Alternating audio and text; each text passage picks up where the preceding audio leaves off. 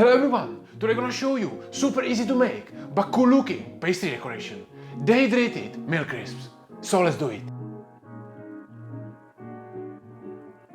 So the recipe is very easy. You want to mix 500 ml of food-fed milk and 50 grams of glucose.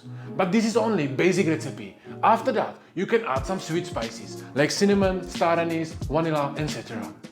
So I mix milk, glucose and cinnamon inside a pot and I'm gonna bring it to the 70 degrees Celsius. That is the best temperature for making the bubbles.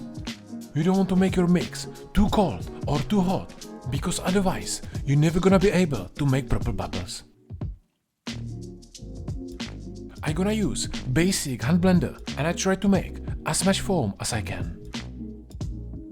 Now I can spread it on the baking paper which is inside the dehydrator and I'm gonna dry it 50 degrees Celsius until I end up with nice crisps. It will be probably around 10 hours.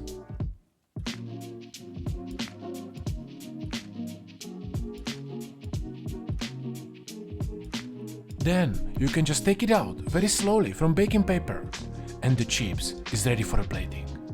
You want to use it primarily for the desserts, but I can imagine this stuff even for main courses or starters if you use the right seasoning. Because you can put some salt, spices like paprika, coriander, pepper, garlic powder, and it will be amazing even with the meat.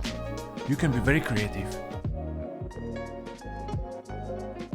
And if you want to learn another cool pastry decoration, check out this video and learn how you can make this beautiful sugar twirl with gingerbread. Thank you for watching and I see you soon.